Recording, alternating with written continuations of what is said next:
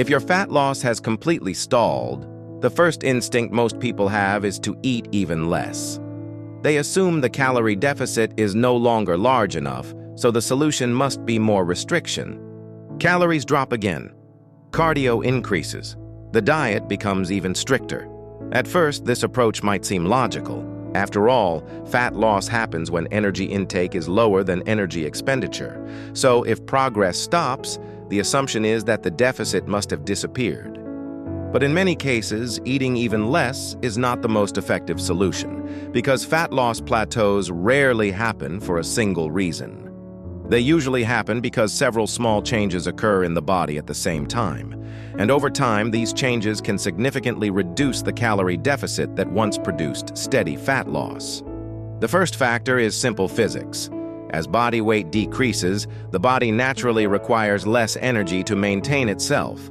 A smaller body burns fewer calories than a larger body.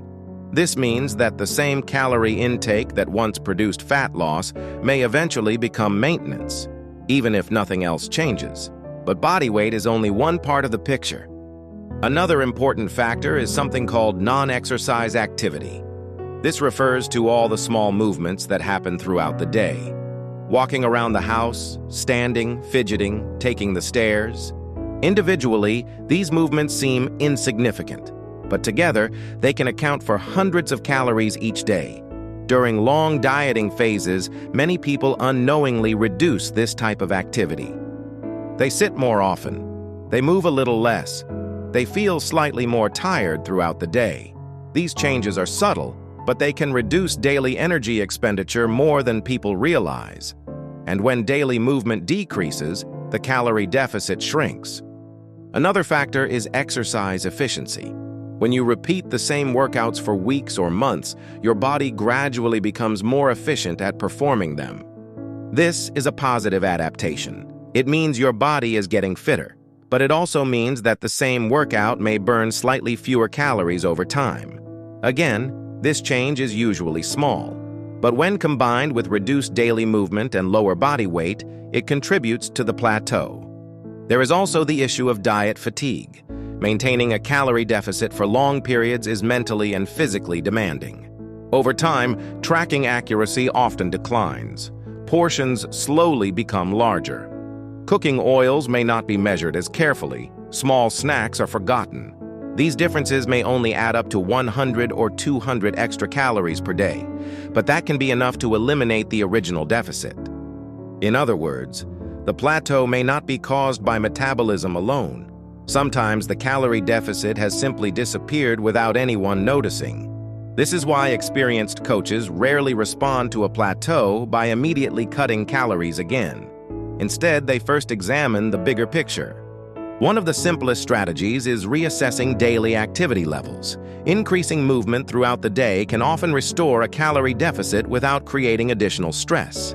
This doesn't necessarily mean adding more intense workouts. In many cases, simply increasing walking is enough. For example, adding a few thousand extra steps per day can meaningfully increase energy expenditure. Another strategy sometimes used during longer dieting phases is a temporary diet break. This means briefly increasing calorie intake closer to maintenance for a short period of time. The goal is not to gain fat.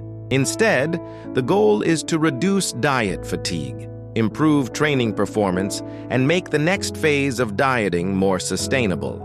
When people return to a calorie deficit after a short break, adherence is often easier. Energy levels improve, and in some cases, fat loss progress resumes more smoothly.